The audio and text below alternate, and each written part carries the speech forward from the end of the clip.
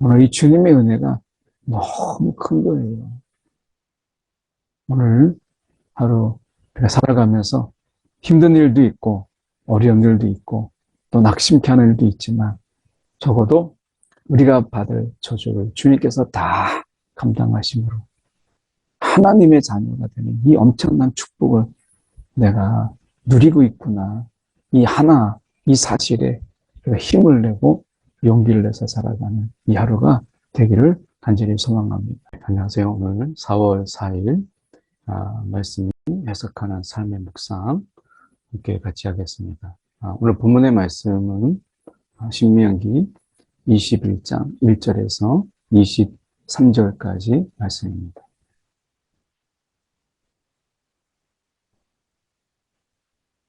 오늘 말씀 1절에 이렇게 말씀을 시작하죠. 내 하나님 여호와께서 내게 주어 차지하게 하신 땅에서 피살된 시체가 들에 엎드러진 것을 발견하고 그 쳐 죽인 자가 누구인지 알지 못하거든요. 시신이 발견됐는데 누가 어떻게 그것을 이렇게 살인자가 누구인지를 알 수가 없는 거예요.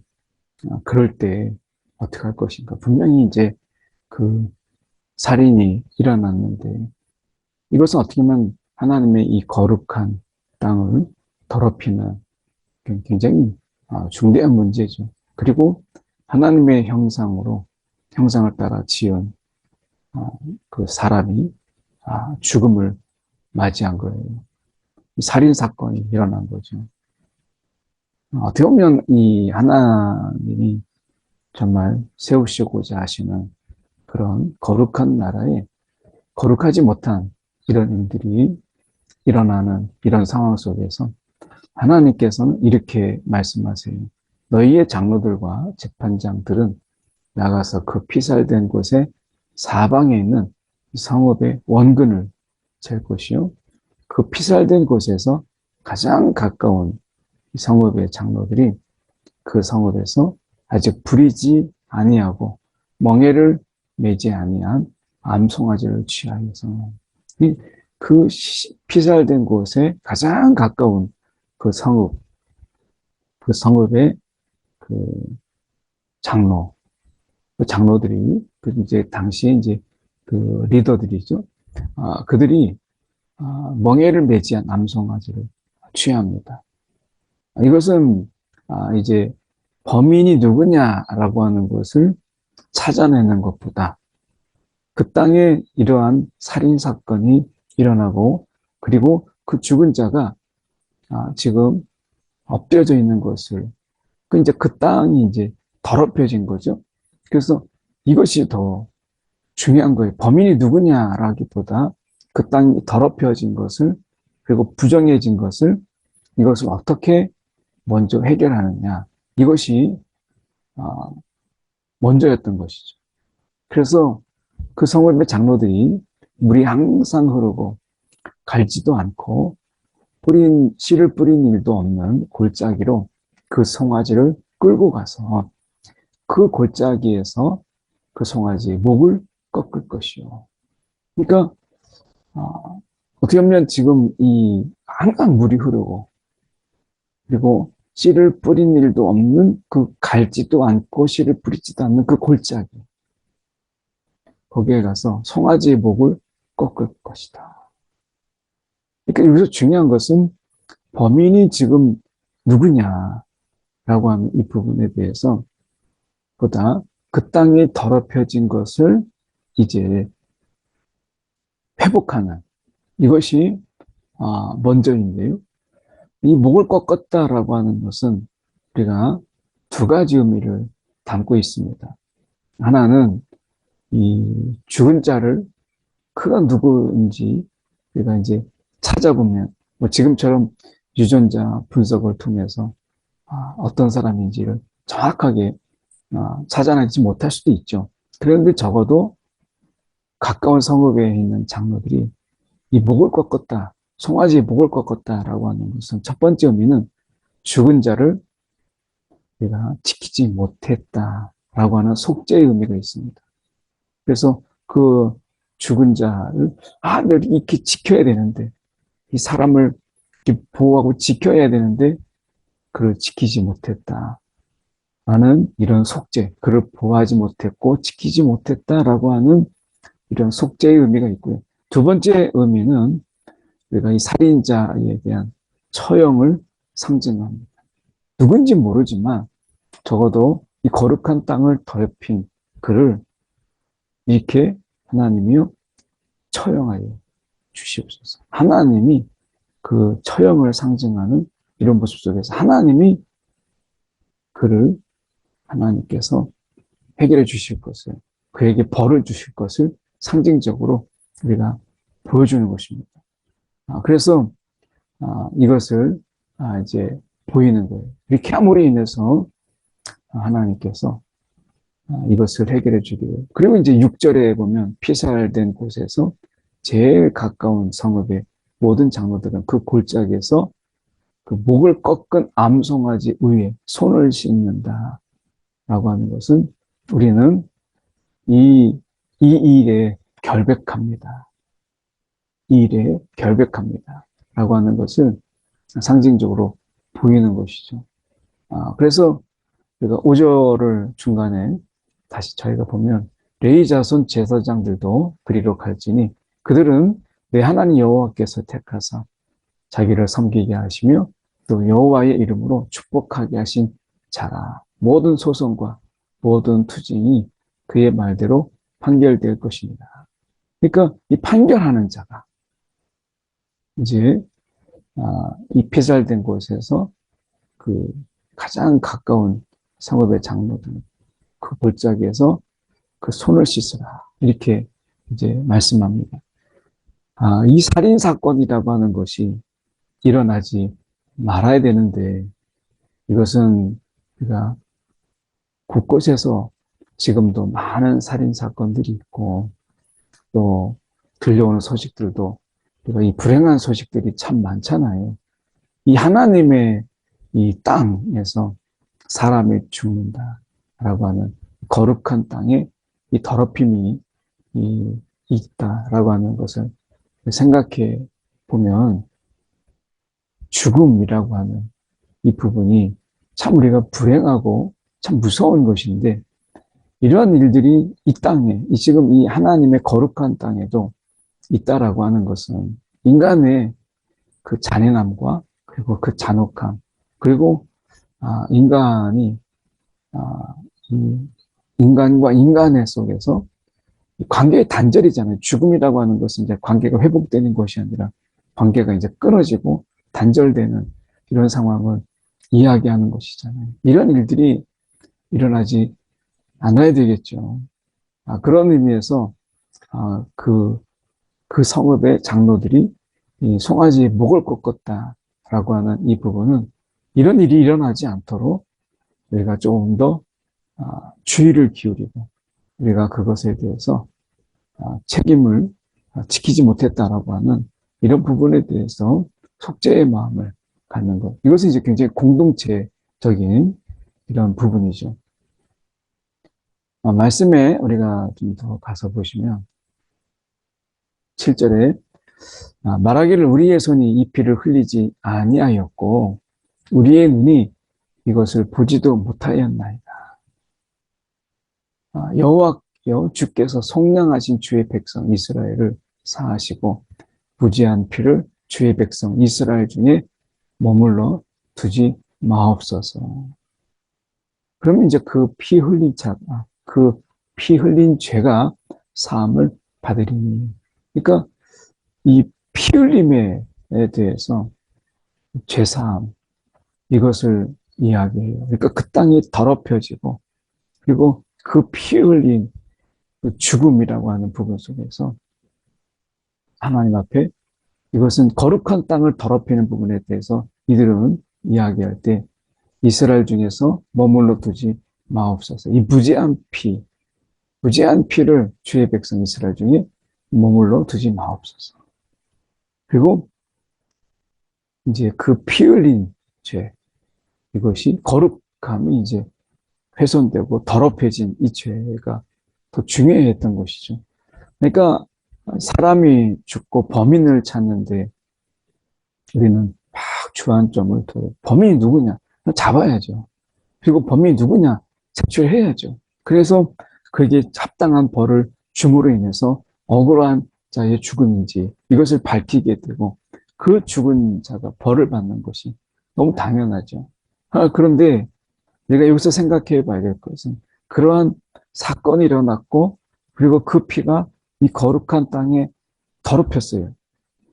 그렇게 했을 때 이러한 일이 일어나지 않아야 된다라고 하는 하나님 앞에서 이러한 이 피 흘림의 죄, 무죄한 자의 그 피를 흘리게 했다라고 하는 이런 부분 속에서 이것을 이 땅을 더럽혔다라고 하는 이런 차원에서 접근을 해요. 그러니까 이런 사건이 일어나면 안 된다라고 하는 이런 공동체적인 각성과 그리고 이것을 이 죄가 그냥 사건이 일어났구나, 사람이 죽었구나 라는 것이 아니라 하나님과 깊은 연관을 지어서 우리가 이 주께서 성량하신 주의 백성 이스라엘을 사하시고 이런 죽음 사건 이런 것에 대해서 이스라엘 백성을 언급하고 하는 공동체적인 이런 부분을 보게 되죠. 그래서 우리가 한 사람이 죽었다라고 했을 때 그 개인의 죽음으로 우리가 그냥 무관심 속에서 또 하나 사람 죽었구나 라는 것이 아니라 이 공동체를 생각하고 그리고 우리 공동체 속에 이런 불행이 일어났다라는 속에서 하나님 앞에 속죄함을 구하는 이것이 이스라엘 백성들이 살아가는 삶이었어요. 오늘도 우리가 누군가가 이런 사건이 일어났을 때 무심하고 또 뭐 흔히 있는 일로 우리가 치부하는 것이 아니라 그 죄 앞에서 하나님, 내가 우리의 죄, 이 공동체의 부족으로 여기고 속죄하는 마음으로 주님 앞에 우리가 기도하는 것. 그리고 그 무고한 무죄한 죄가 다시 우리가 흘려지지 않도록 우리가 이 땅을 위해서 기도하는 것이 필요하다 하는 것입니다. 그래서 우리가 한 사람의 죽음에 대해서 공동체적인 접근, 이것을 보여주고 하나님 앞에 그 땅을 더럽혔다라고 하는 이런 부분 속에서 접근하는 우리의 접근 방식이 필요해요. 또 하나 죽었구나 라고 하는 이러한 남 이야기 같은, 근데 우리 공동체의 일이기 때문에 조금 더 하나님 앞에 우리가 이 회복을 그리고 그 땅의 더럽힘을 사하여 주기를 위해서 기도하는 우리의 중보 기도가, 우리의 중보자적인 어떤 기도가 필요한 것이죠. 10절에 내가 나가서 적군과 싸울 때에 내 하나님 여호와께서 그들을 내 손에 넘기심으로 내가 그들을 사로잡은 후에 내가 만일 그 포로 중에 아리따운 여자를 보고 그에게 연연하여 아내를 삼고자 하거든 그를 내 집으로 데려갈 것이요 그는 그 머리를 밀고 손톱을 베고 그 포로의 의복을 내가 벗고 내 집에서 살며 그 부모를 위하여 한 달 동안 애곡한 후에 내가 그에게로 들어가서 그의 남편이 되고 그는 내 아내가 될 것이요 라는 이 말씀이 있습니다. 그래서 이 말씀 속에서 우리가 생각해 봐야 될 것은 어떻게 보면 이 애곡한 후에 한 달 동안 애곡한 후에 라고 하는 이 말씀입니다. 이것은 애도의 시간을 가지게 되는 거예요. 그래서 그 애도의 시간, 어떻게 보면 전쟁 중에 부모를 잃기도 하고 또 어떻게 보면 그 속에서 이 가족과 이 떨어지는 이런 시간 속에서 어떻게 보면 그 애도의 그 슬픔을 충분히 가질 수 있도록 배려하는 것이죠. 그리고 어떻게 보면 축복된 부모의 축복 속에서 누군가 기도하기를 원하죠. 그런데 우리가 그렇지 않을 때 이것에 대해서 애도의 시간을 갖고 그리고 나서 이제 남편이 되고 아내가 되게 하는 것을 내가 보게 돼요. 근데 여기서 생각해 볼 수 있는 것은 이런 시간들, 어떤 과정이죠. 그래서 이러한 이 과정들을 이제 시간을 이제 이런 과정들을 벗어나서 새로운 신분이 전혀 다른 이 새 신분으로 내가 이제 거듭나는 일종의 상징적인 의식들이죠. 그러니까 이 여인은 이제 포로였다가 이제 한 남편의 아내가 되는 이 신분의 변화가 있어요. 우리도 이제 죄의 지배 아래에 있었던 공중의 권세 잡은 자의 종으로 살았던 우리가 예수 그리스도로 말미암아 그 십자가로 말미암아 우리가 신분의 변화가 있죠. 그건 우리가 아무리 노력을 한다고 해서 신분의 변화가 있는 것이 아니라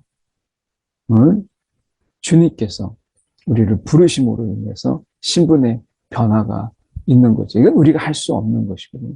근데 신분의 변화 속에는 우리가 여기에 나와 있는 것처럼 절차가 필요한 것, 그분의 택하심과 그리고 우리를 위해 십자가에 죽으심으로 우리의 죄를 다 사하여 주심으로 예수 안에서 우리가 이 신분의 변화, 하나님의 권속이 되는, 그래서 우리 예수를 믿어서 하나님의 자녀가 되는 이런 엄청난 신분의 변화를 우리는 경험하는 것이죠.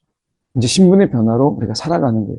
여기에도 포로가 이제 이스라엘 백성의 한 남편의 아내가 되는, 한 남자의 아내가 되는 포로가 아닌 신분의 엄청난 변화, 이런 변화가 이 과정 속에서 있는 것이죠. 하나님께서 이렇게 길을 열어놓으심으로 인해서 포로에서 아내로 우리의 삶 속에서도 되면 이 신분의 변화에 대한 감사, 이 아침에 우리가 죄의 지배 아래에서 말씀과 상관없는 삶을 살았던 우리가 이제 말씀이 없으면 살 수 없고 우리가 아침마다 말씀을 먹고 그리고 순간순간 말씀을 기억하면서 살아가는 말씀의 사람이 되게 하신 이 엄청난 하나님의 자녀가 되는 이 권세를 생각해 보면서 참 우리가 할 수 없는 엄청난 이 신분의 변화라고 하는 은혜를 누리고 있구나라고 하는 것을 다시 한번 기억하게 됩니다. 말씀에 보면 14절에 그 후에 내가 그를 기뻐하지 아니하거든 그의 마음대로 가게 하고 결코 돈을 받고 팔지 말지니라. 이것은 노예가 아니다. 이 말씀입니다. 그러니까 자유인의 신분이 돈을 받고 팔지 말지라. 이것은 그는 이제 자유인입니다. 지금 포로가 아니고 노예가 아니에요. 그래서 그를 욕부였은즉 종으로 여기지 말지니라. 부부의 관계를 가졌잖아요. 그러면 이제 부부로서 아내로서 인정했기 때문에 그가 기뻐하지 아니하다고 해서 그가 노예로 종으로 그렇게 여기지 말라. 이제 그는 이제 자유인의 신분으로 되는 것이죠. 그래서 우리가 그 부분에 대해서 하나님은 신분의 변화를 말씀하신 거예요. 하나님은 사람은 이렇게 그를 기뻐하지 아니하거든 가게 하지만 하나님은 우리에게 그 기쁨을 거두지 않았어요. 하나님이 택하신 우리 예수를 믿어 하나님의 자녀가 된 우리에게 사람은 그 기쁨을 거두기도 하지만 하나님은 우리를 향하여 그 기쁨을 거두지 아니하신다. 라고 하는 이것을 우리가 기억해야 돼요. 하나님은 우리를 향한 기쁨을 거두지 않았다. 오히려 우리를 더 기뻐하시고 우리를 향한 그 기쁨이 얼마나 큰지 성경에서 그 사랑을 고백하고 계시잖아요.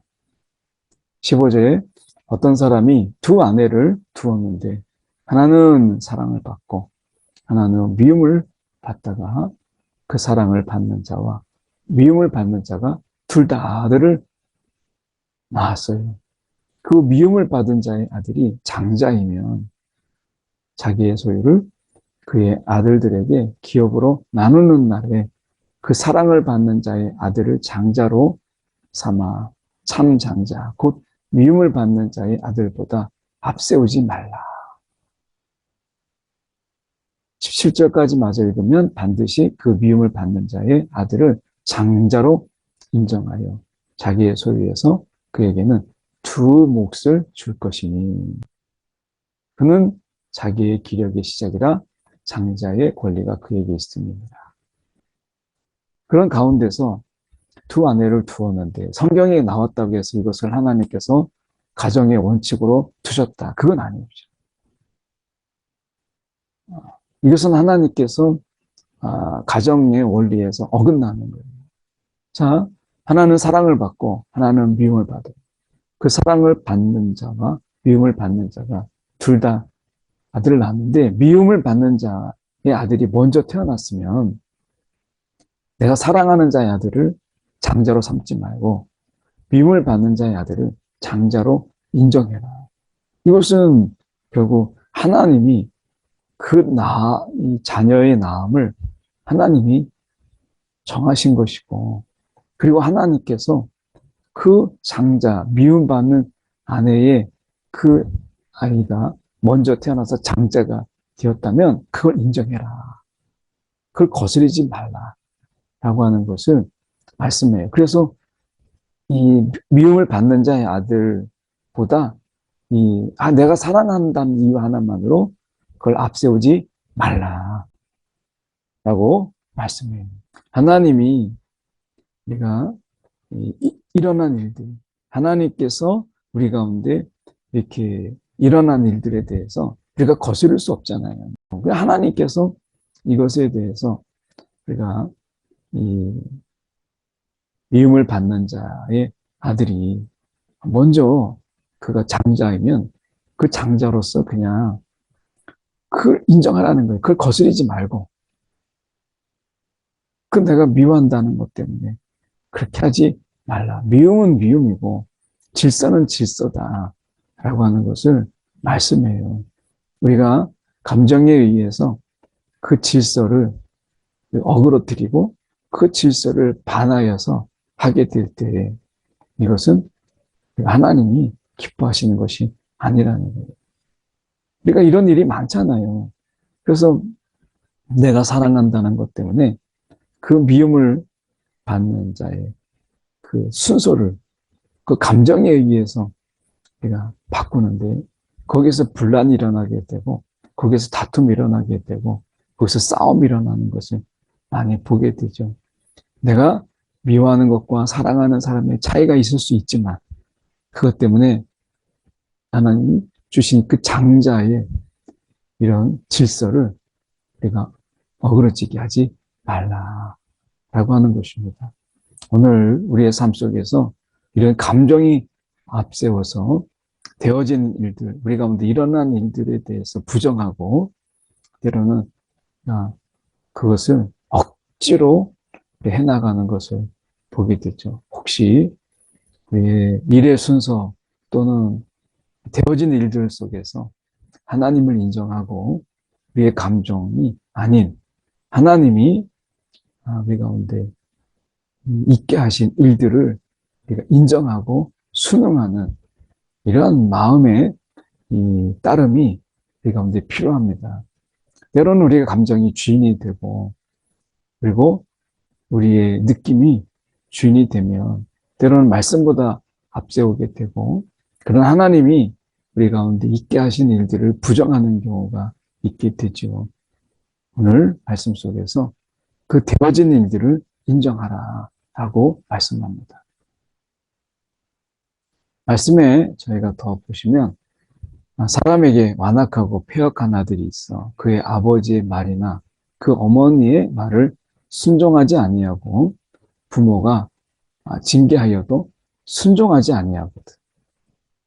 그의 부모가 그를 끌고 성문에 이르러 그 성읍 장로들에게 나아가서 그 성읍 장로들에게 말하기를 우리의 이 자식은 완악하고 패역하여 우리의 말을 듣지 아니하고 방탕하며 술에 잠긴 자라. 자, 가정의 문제예요.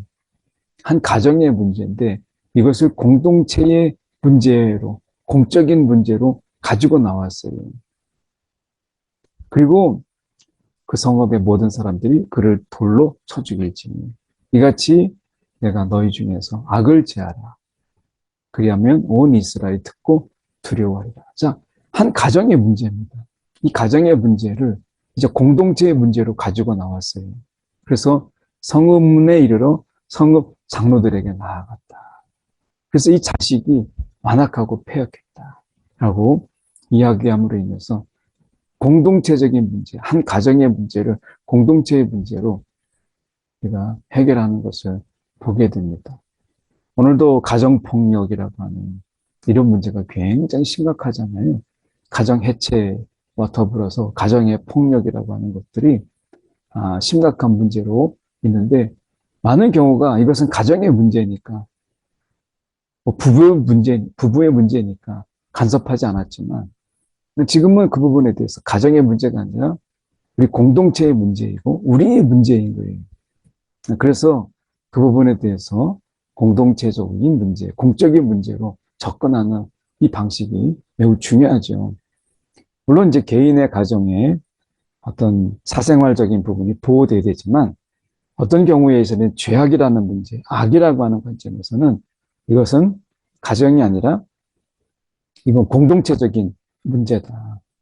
한 가정의 이 죄악으로 인해서 공동체에 그 죄악이 전염되고 이 한 가정의 죄로 인해서 공동체가 더럽혀지기 때문에 이것을 공동체의 문제로 그들은 인식했어요. 오늘 가정의 폭력이나 가정 어떻게 보면 문제를 우리가 가정의 문제로 제안하게 됐을 때 그 안에서 더 곰고 썩고 하는 것을 보게 되죠. 그래서 그것을 공동체의 문제로 우리가 오픈하고 그것을 우리가 이제 개방하고 같이 지혜를 모아서 우리가 이것을 해결하는 것. 이것은 굉장히 중요합니다. 우리가 아프리카에서 보면 아이들이 이제 나쁜 짓을 하는 것을 보게 되면 그 마을 사람이 그 아이를 이렇게 채찍질을 할 수 있어요. 그러면 그 부모는 그 채찍질하는 사람에게 가서 답례를 주는 아프리카의 문화가 있더라고요. 이것은 누가 됐든 그 자식이 잘못되는 것, 어린아이가 잘못 자라는 것은 공동체의 문제다. 그 가정의 문제를 넘어서 공동체의 문제다라는 인식을 잘 보여주고 있어요. 지금은 아이들이 빗나가도 못 본 척하고 보면 오히려 손해보는 이런 무서운 이런 사회 속에서 우리가 살고 있는데 참 안타까운 일입니다. 우리가 나서서 그들에 대해서 이렇다 저렇다 가타부타 할 수 없지만 우리가 그들을 위해서 기도하고 공동체적인 마음으로 우리가 그들을 위해서 관심을 가지고 기도하고 때로는 우리가 직접은 아니더라도 때로는 연락하고 또 신고도 하고 이런 부분을 통해서 우리 공동체의 문제다라고 하는 인식을 갖는 것이 이 시대에 참 중요하다 이런 생각을 갖습니다. 참 우리가 이 중보할 것들이 참 많죠. 22절에 사람이 만일 죽을 죄를 범함으로 내가 그를 죽여 나무 위에 달거든 그 시체를 나무 위에 밤새도록 두지 말고 이렇게 되어 있어요. 해가 져서 날이 바뀌기 전에 나무에 내려서 지내게 했는데 이것은 흉악한 어떤 흉악한 범죄자의 그 시체로 인해서 거룩한 땅이 더럽혀지지 않도록 하는 것입니다. 그러니까 어떻게 보면 오늘 문제 속에서 땅을 더럽히는 것, 이것에 대해서 굉장히 심각하게 그들은 생각했죠. 그래서 23절에 그 시체를 나무 위에 밤새도록 두지 말고 그날에 장사하여 내 하나님 여호와께서 내게 기업으로 주시는 땅을 더럽히지 말라. 나무에 달린 자는 하나님께 저주를 받았음이니라. 오늘 이 말씀이 예수님께서 그대로 성취하시죠. 그래서 예수님께서 십자가는 나무로 된 거잖아요. 그 십자가에 달리심으로 우리가 당할 저주, 우리가 당할 하나님의 이 저주를 그대로 다 감당하셨어요. 이것으로 인해서 우리를 사해 주시고, 우리를 사해 주신 것을 넘어서 하나님의 자녀가 되게 하는 이 엄청난 특권을, 은혜를 우리 가운데 주신 거예요. 그리고 예수님이 십자가에 달리심으로 그 땅, 하나님 나라의 그 땅을 정결케 하신 것을 보게 됩니다. 오늘 이 주님의 은혜가 너무 큰 거예요. 오늘 하루 우리가 살아가면서 힘든 일도 있고 어려운 일도 있고 또 낙심케 하는 일도 있지만 적어도 우리가 받을 저주를 주님께서 다 감당하심으로 하나님의 자녀가 되는 이 엄청난 축복을 내가 누리고 있구나. 이 사실에 힘을 내고 용기를 내서 살아가는 이 하루가 되기를 간절히 소망합니다. 기도하겠습니다. 사랑에 많으신 하나님 아버지, 우리가 무엇이 간데 우리를 사랑하시고 우리를 택하셔서 엄청난 이런 신분의 변화,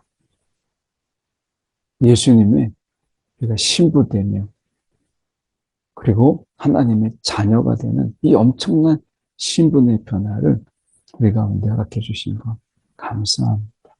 이 땅에서의 삶이 때로는 쉽지 않고 우리를 넘어뜨리고 낙심케 하지만 오늘 우리가 받을 저주를 주님이 받으심으로 우리를 용서해 주신 것을 넘어서 하나님의 자녀 삼으신 이 엄청난 축복을 우리가 바라보면서 우리가 겪고 있는 이 일, 우리가 부딪히고 있는 어려움, 또 우리가 고난이 우리를 비록 힘들게 하지만 그 축복 앞에 우리가 작게 여길 수 있는 믿음 또한 그런 마음 우리 가운데 주시옵소서. 오늘도 이 축복 가운데 오늘을 거뜬히 살아내는 하나님의 자녀들 다 되게 하여 주시옵소서.